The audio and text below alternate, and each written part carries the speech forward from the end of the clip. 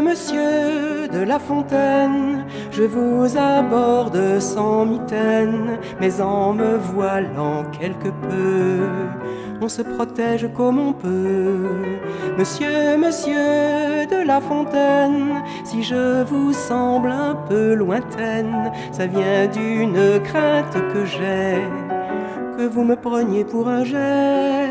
Si j'ai ramassé votre plume une fois, n'étant pas coutume, j'ai mis la mienne à ses côtés.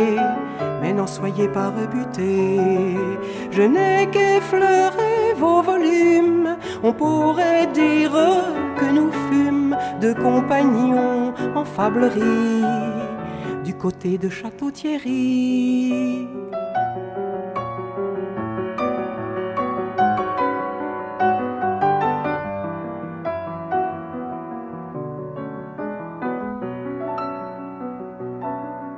Monsieur de La Fontaine, oui j'ai couru la Prétentaine dans toutes sortes de chansons, quoique n'étant pas un garçon.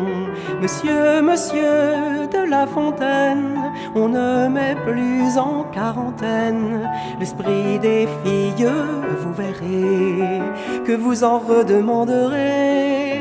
Si j'ai parlé de cousinage, n'en prenez surtout pas ombrage, ce ne fut pas à vos dépens. Vous n'êtes certes pas un pan, vous avez un plus beau ramage, et s'il faut parler de plumage, n'imitons pas Maître Corbeau, on nous traiterait de cabots.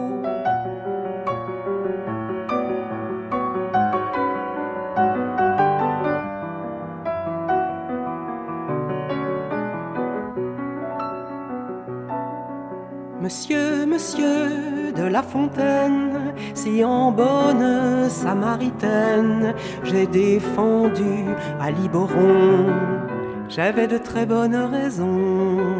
Monsieur de La Fontaine, en tout cas je suis bien certaine que je ne vous ai pas trahi, et j'en ferai la preuve ici. Monsieur de La Fontaine, en tout cas je suis bien certaine que je ne vous ai pas trahi, et j'en ferai la preuve ici.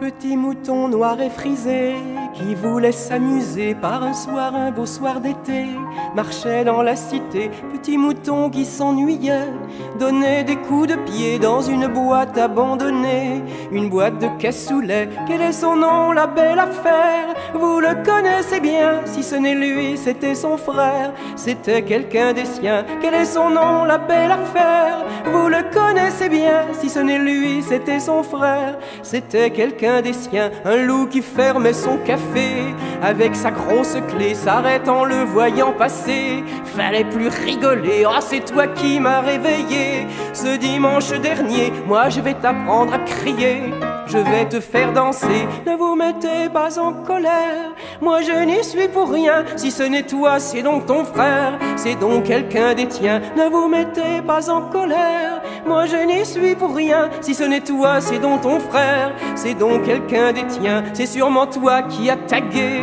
les murs de mon café. Mais voyons, vous me connaissez, je ne sais pas dessiner. Ah ça, tu me prends pour un dingue. Moi je vais te casser, le loup s'emporte et puis le flingue, et sans autre procès. Ou s'il ne l'a pas fait, le fera tout à l'heure. La raison du plus fort est toujours la meilleure. Il y a trop longtemps qu'on le sait, car après lui ce sera son frère, ce sera quelqu'un des siens. Car après lui ce sera son frère, ce sera quelqu'un des siens. Car après lui ce sera son frère, ce sera quelqu'un des siens.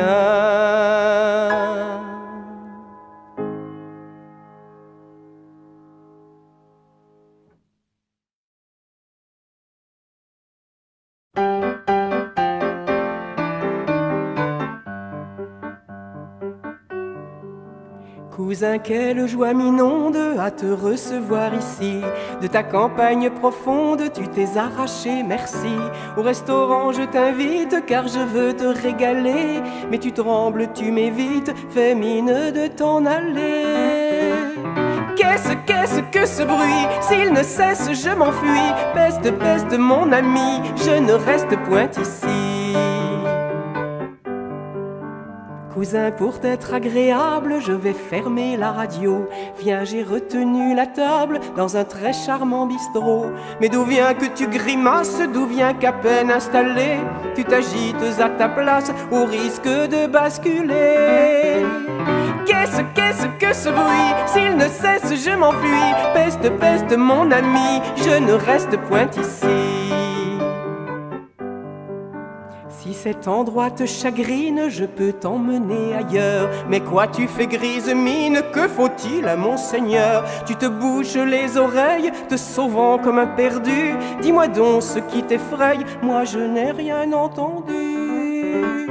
Qu'est-ce que ce bruit? S'il ne cesse, je m'enfuis. Peste, peste, mon ami, je ne reste point ici. N'aimes-tu pas la musique? Voyons, tu quittes les lieux. Viens chez moi, dit le rustique, nous y mangerons bien mieux. Là, nous ferons nos échanges sans être assommés de son. Je mettrai, s'il te dérange, une sourdine au pinson. N'est-ce que le vent qui caresse nos tympans? Peste, peste, mon cousin, reste, reste, on est si bien. N'est-ce que le vent qui caresse nos tympans? Peste, peste, mon cousin, reste, reste, on est si bien.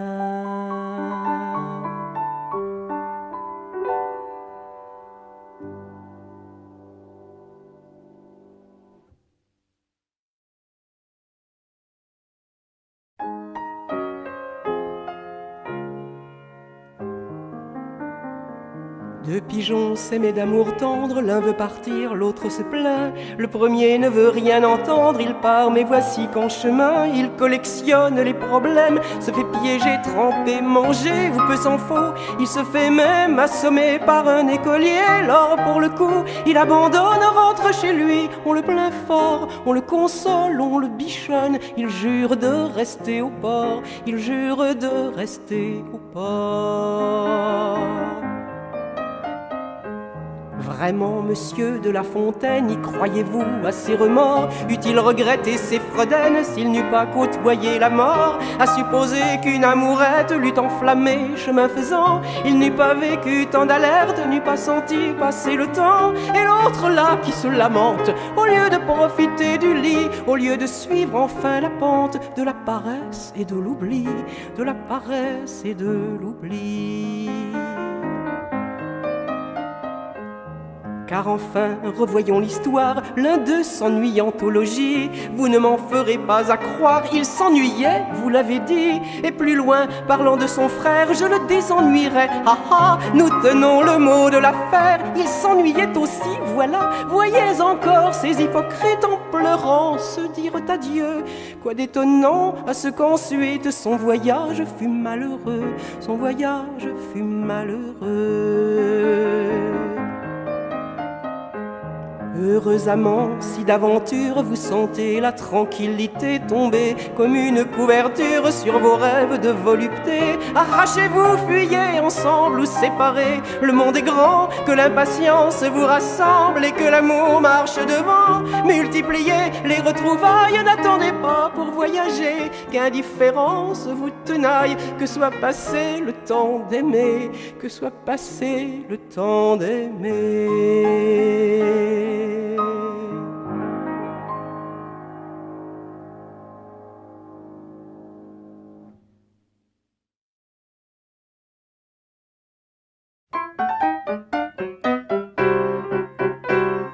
C'est un voisin, le père Mathieu, qui avait une chatte, la trouvait si belle, le bon Dieu, que même à quatre pattes, lui disait: ma belle Minou, les voyez-vous, tous ces matous qui pour vos yeux se battent, vous n'avez qu'à faire miaou, je vous donnerai tout. Et comme il était amoureux de sa douce miauleuse, il consulta des reboutes sorciers et guérisseuses, jusqu'à ce que la belle Minou, les cheveux roux, les yeux jaloux, fût une belle gueuse, qui n'avait qu'à dire miaou pour qu'il devienne fou. Mathieu s'empresse d'épouser au début de septembre la belle métamorphosée et l'amène à sa chambre, offrant à la belle Minou tous les dessous, tous les bijoux pour ses yeux couleur d'ambre, oubliant qu'elle faisait miaou encore à la fin d'août. Et comme il caressait la nuit son épouse féline, la belle entendit des souris trotter dans la cuisine. Aussitôt la belle Minou, tout à genoux devant le trou, se léchant les babines, se mit à pousser des miaou et à gratter partout.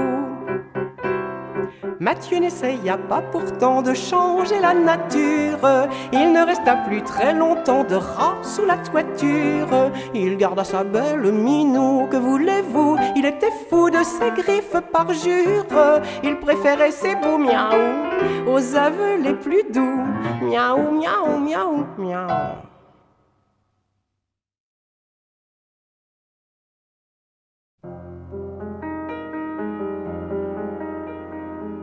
Adieu, me dit mon ami Jacques, je quitte à jamais ce pays. Je n'en peux plus, vois-tu, je craque, voici le printemps, je m'enfuis. Voyons quelle mouche te pique et que vient faire le printemps dans cette subite panique. Quel est ce péril inquiétant? Quel est ce péril inquiétant? Il dit: rappelle-toi la fable qui nous a fait rire parfois, où un lion d'humeur redoutable bannit à jamais de ses bois béliers, chevreuils, vaches et chèvres, tout ce qui a cornes au front. Il y était question d'un lièvre parti pour plus de précaution, parti pour plus de précaution. Quel rapport avec tes oreilles? Il se fait malheureusement que si peu que je m'ensoleille, je bronze abominablement. Il suffit qu'un jour de déveine, je croise des crânes rasés, ils me jetteront dans la Seine, et moi je ne sais pas nager, et moi je ne sais pas nager.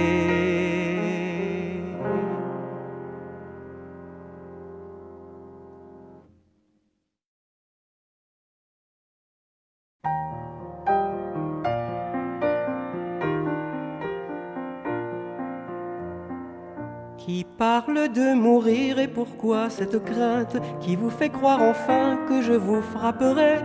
En passant par le bois, j'entendis votre plainte et mon cœur s'en émut, car à vous dire vrai, je venais simplement, vous sachant bien malade, proposer mes services à vos derniers instants, éloigner si je puis les ultimes brimades en les prenant sur moi, comme je fis souvent.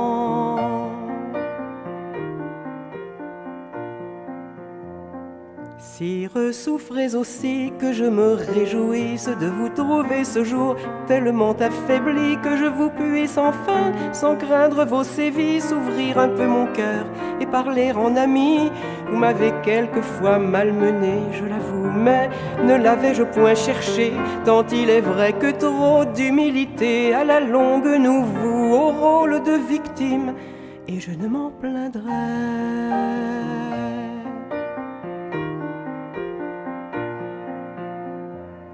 Je sais qu'on fait de moi un être ridicule, je n'ai rien d'un guerrier n'étant pas belliqueux, mais mon courage à moi, c'est que je ne recule jamais, je suis têtu de l'oreille à la queue.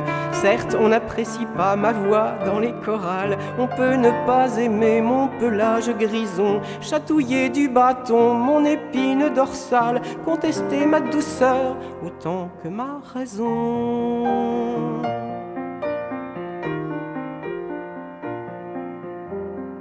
Je Je ne suis pas venu faire un panégyrique, mes pauvres qualités n'en demandent pas tant. À vos yeux, je le pense, il est assez inique que vous dussiez mourir et que je sois vivant.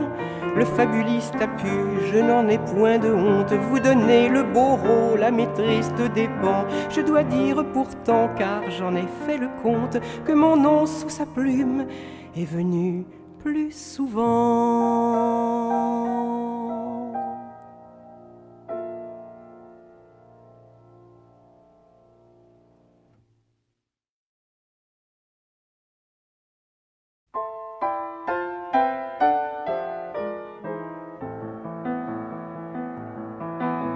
Un homme entre deux âges, on ne dit pas lesquels, partageait ses hommages entre deux demoiselles. De par sa chevelure, il était poivre et sel, mais sa musculature était sensationnelle. Entre les deux, mon cœur balance et je ne veux pas leur laisser saisir ma chance aux cheveux. Entre les deux, mon cœur balance et je ne veux pas leur laisser saisir ma chance aux cheveux. L'une de ses conquêtes avait quelques 20 ans, et l'autre plus coquette au moins 2 fois autant. En faisant la fillette, Julie le charmait, tandis qu'à d'autres fêtes, Jeanne l'invitait. Entre les deux, mon cœur balance et je ne veux pas leur laisser saisir ma chance aux cheveux. Entre les deux, mon cœur balance et je ne veux pas leur laisser saisir ma chance aux cheveux. Chacune sans malice le tire vers soi. Il faut qu'on s'assortisse, on s'en fait une loi. Quand la jeune lui tisse un maigre catogan, arrache subreptice quelques cheveux blancs. Entre les deux, mon cœur balance et je ne veux pas leur laisser saisir ma chance aux cheveux. Entre les deux, mon cœur balance et je ne veux pas leur laisser saisir ma chance aux cheveux. Chez l'aîné, ça se passe avec plus de doigté. Heureux, il se délasse, il se fait dorloter, tandis qu'elle lui masse le cuir chevelu. Ses cheveux noirs s'effacent, il n'y en a bientôt plus. Entre les deux, mon cœur balance et je ne veux pas leur laisser saisir ma chance aux cheveux. Entre les deux, mon cœur balance et je ne veux pas leur laisser saisir ma chance aux cheveux. Quand il se vit, le pauvre ne se plaignit point, s'écria ça me sauve et je vous salue bien. Chacune à son alcôve m'aurait enchaîné, j'aime mieux vivre chauve avec ma liberté. Entre les deux, mon cœur balance et je ne veux pas leur laisser saisir ma chance aux cheveux. Entre les deux, mon cœur balance et je ne veux pas leur laisser saisir ma chance aux cheveux. Entre les deux, mon cœur balance et je ne veux pas leur laisser saisir ma chance aux cheveux. Entre les deux, mon cœur balance et je ne veux pas leur laisser saisir ma chance aux cheveux.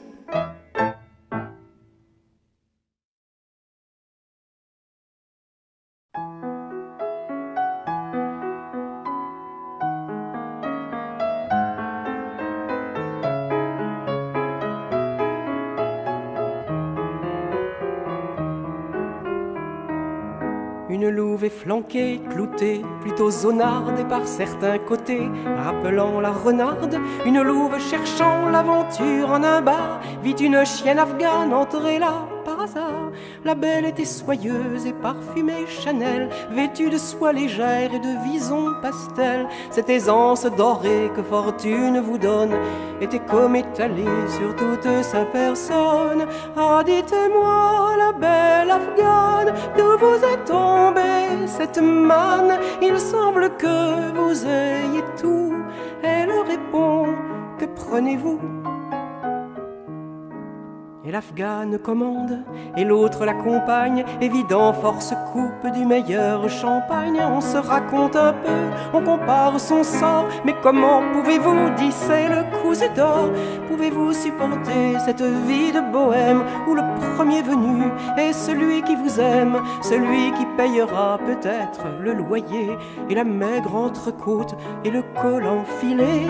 Mais dites-moi, ma belle Afghane, à moi qui suis vraiment profane.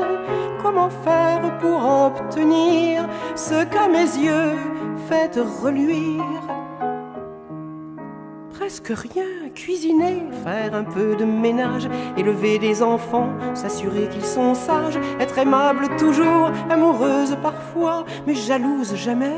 En échange de quoi? On a tout ce qu'il faut pour être longtemps belle. Massage, thalasso et dessous de dentelle, caresse le dimanche et pas les autres jours. Et puis si l'on insiste, quelques mots d'amour. C'est merveilleux, ma belle Afghane, je suivrai votre caravane. Mais quel est ce regard inquiet sur la montre à votre poignet? Eh bien, je regardais. Quoi donc? S'il était l'heure d'y aller. Quoi, déjà?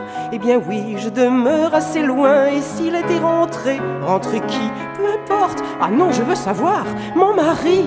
L'anneau que vous portez à ce point vous enchaîne. Pas vraiment, pas toujours. Voyez, je me promène. Ah oui, promenez-vous, j'ai compris la leçon. Pour moi, je me sens libre avec mon vieux blouson. Rentrez chez vous, la belle Afghane. Moi, je préfère ma cabane. Et sans rester dans le décor, Louve s'enfuit et court encore. Louve s'enfuit et court encore.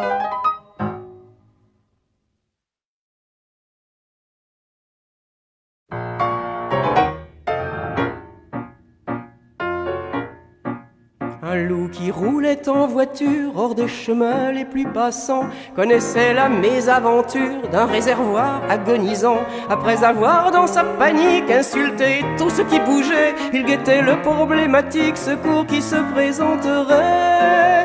Lève le pouce mon gaillard, fais patte douce à tout hasard. Vient à passer un véhicule, une dame le conduisant, une auto comme il en circule dans nos campagnes couramment. Elle l'embarque sans malice, dit que la pompe est assez loin, mais que pour lui rendre service, elle refera le chemin. Pas de secousse mon gaillard, fais patte douce à tout hasard. Au retour, la dame s'étonne, je vous ai ramené ici. Quant au bidon, je vous le donne, au moins j'attendais un merci. Un merci, voyez-moi l'ingrate, je lui permets de s'en aller. Pendant qu'elle était sous ma patte, j'aurais pu 100 fois la violer. Tu éclabousses mon gaillard, fais patte douce à tout hasard.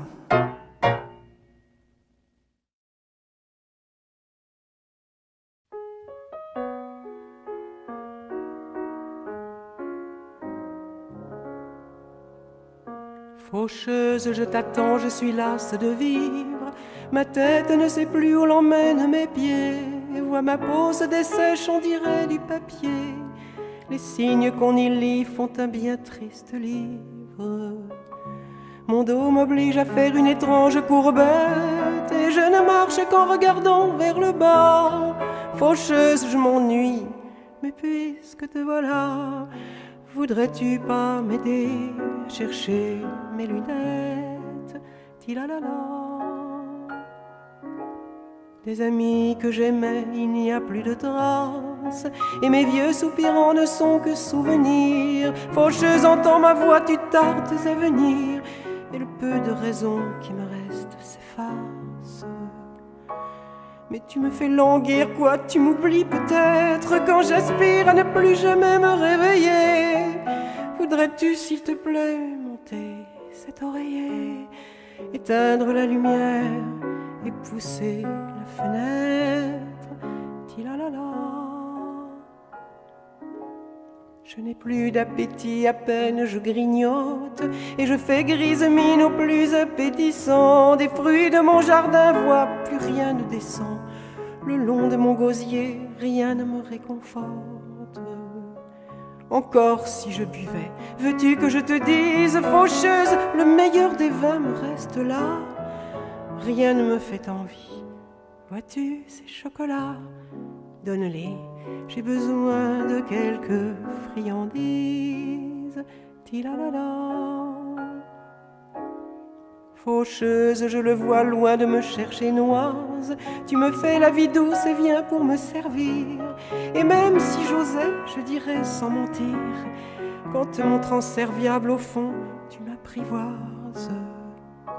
Mais allons jusqu'au bout puisque tu me dorlotes, et je patienterai pour peu qu'à mon chevet tu fasses revenir deux amis que j'avais et t'asseyes avec nous pour faire une belote. Tilala, tilala, tilalila, tilala, la la la.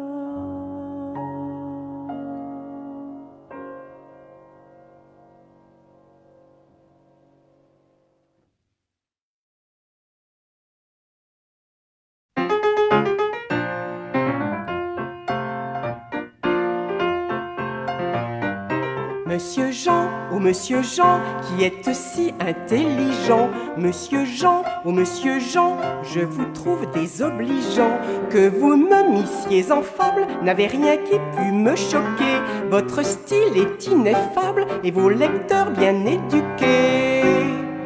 Permettez une question, pourquoi donc? Et pourquoi donc? Permettez une question, pourquoi le héron, nom de nom?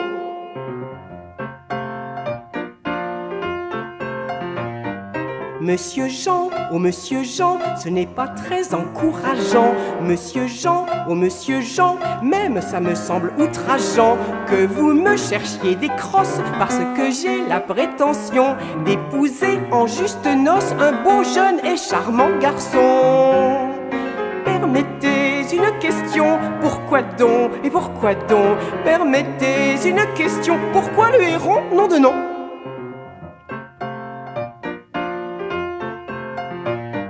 Monsieur Jean, oh monsieur Jean, je n'eusse trouvé dérangeant. Monsieur Jean, oh monsieur Jean, qu'en plus il eut beaucoup d'argent. Et puis je le voulais tendre, on a de ces ambitions-là qui font qu'on préfère attendre que les années ne comptent pas. Permettez une question, pourquoi donc? Mais pourquoi donc? Permettez une question, pourquoi le héron, nom de nom?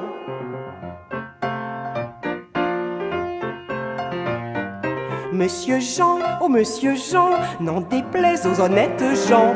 Monsieur Jean, oh monsieur Jean, j'ai dépassé très largement 20 ans. Mais je vais vous faire en confidence cet aveu. Mon malotru est une affaire, je ne pouvais pas trouver mieux. Permettez une question, et pourquoi donc? Mais pourquoi donc? Permettez une question, pourquoi le héron, nom de nom? Pourquoi le héron, nom de nom? Pourquoi le héron?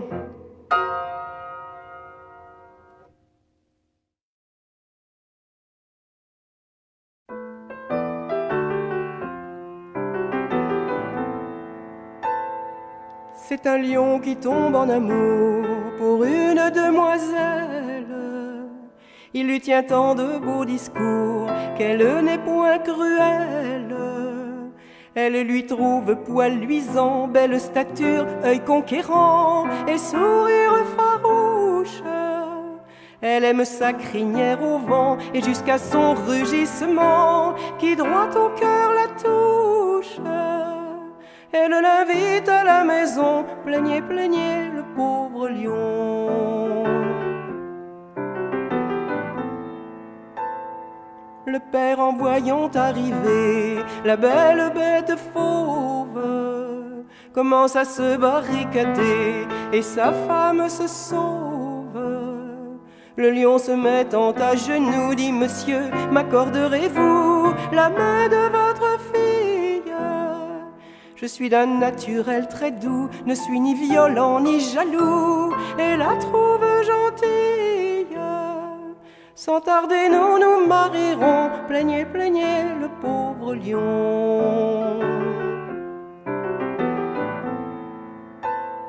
Entrez, entrez, messire, entrez, ma fille vous espère.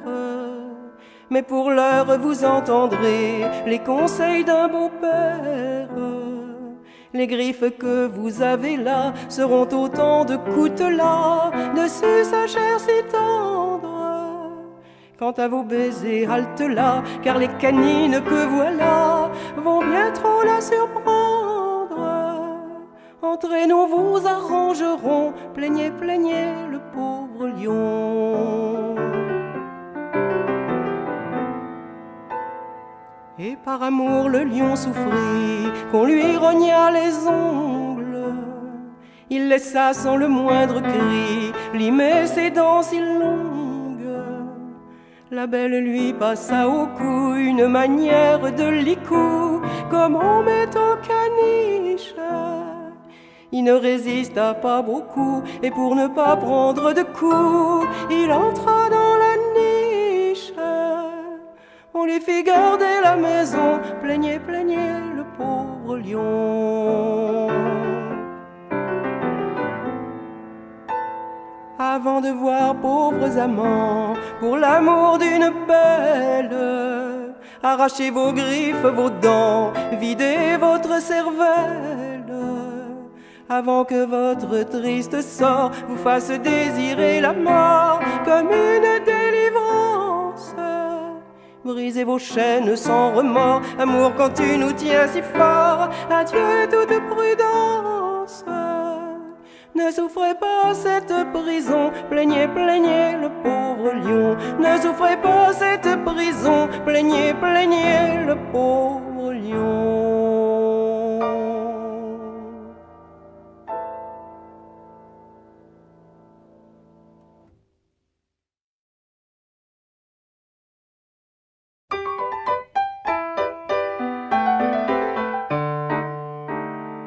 Patron, ils sont bien petitons, vos poissons. Vous me servez là des girelles qu'on croirait voir des sauterelles. Comment tenir conversation avec ces avortons? Paraît-il que ce La Fontaine, il aimait pas bien les rieurs. Une chose semble certaine, il aurait préféré qu'on pleure. Pardi, avec un homme pareil, faut pas espérer qu'il s'estrasse gracieux comme une rascasse. Il devait craindre le soleil. Patron, je les trouve grognons, vos poissons. Je leur cause de mon collègue, savoir un peu ce qu'il en pègue, ou si son bateau est au fond. Et Dégain qui répond: remarquez que le La Fontaine, il a du rire cependant. Je dis pas toute la semaine, mais un jour, une heure, un moment. Si tu regardes les humains en leur imaginant la face de toutes sortes de bestias peu chères, tu t'égayes un brin. Patron, servez-moi un biéron, ve Anton. Lui me donnera des nouvelles, bien plus que ces pauvres girelles. Leur maigreur ferait pour de bon pleurer un hameçon. Revenons-en au La Fontaine, qu'il avait peur de rigoler, mais trêve de calembredaine. Et si je pouvais lui parler, ben, on va pas pleurer pour ça. Je lui dirais là sans grimace: moi j'ai rien dans la calebasse, mais je vous paie le pastaga. Patron!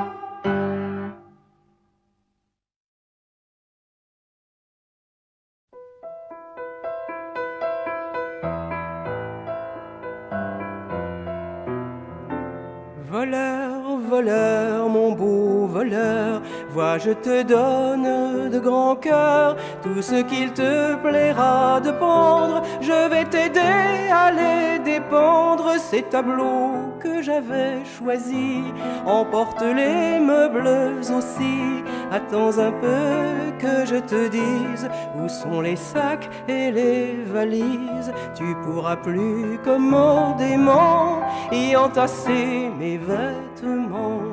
Ma belle amour, mamie cruelle, à mes caresses si rebelles, fallait-il que vous eussiez peur pour vous serrer contre mon cœur?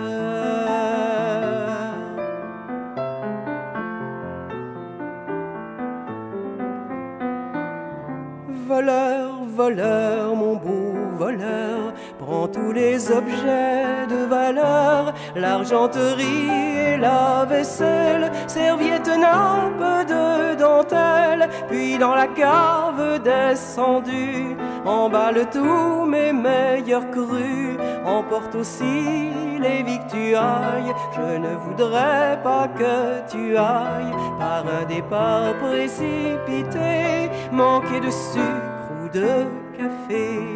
Ma belle amour m'a mis farouche en me refusant votre bouche. Pensiez-vous pas que mes baisers viendraient un jour vous apaiser?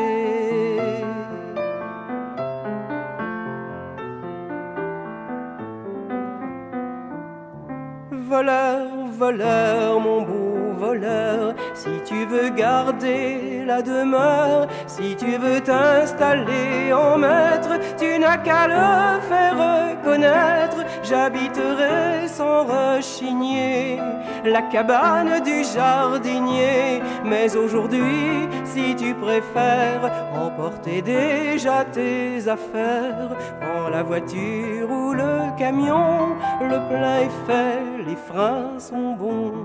Ma belle amour m'a mis hautaine, vous qui ne me touchiez qu'à peine, voici que je ne parviens pas à vous faire quitter mes bras.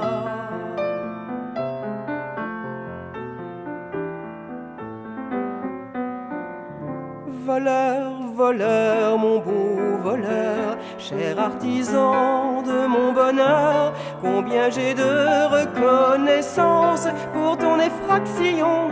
La chance te ramènera certains soirs, je me berce de cet espoir, où je devrais, pour que ma belle me passe au cou ses bras rebelles, en les serrant avec passion, mettre le feu à la maison.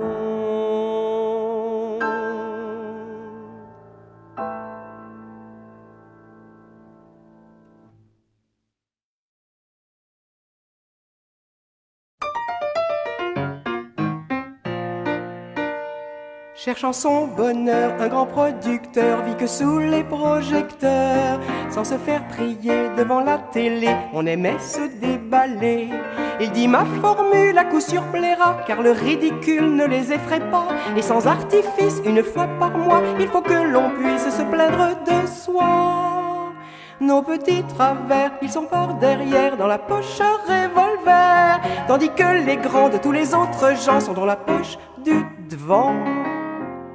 On vit sans façon à son émission, se presser des laiderons, tous les bas du cul, tous les nez tordus, les bancals et les bossus, sans aucune honte venus s'exhiber devant des grands pontes de la faculté, d'effroyables trognes, des corps rabougris, plaignaient sans vergogne les défauts d'autrui. Nos petits travers, ils sont par derrière, dans la poche revolver, tandis que les grands de tous les autres gens sont dans la poche du devant. On vit des tonneaux de 200 kilos dénoncer des haricots, puis des maigres laits trouvés plus que laids d'arborés, cuisses ou mollets.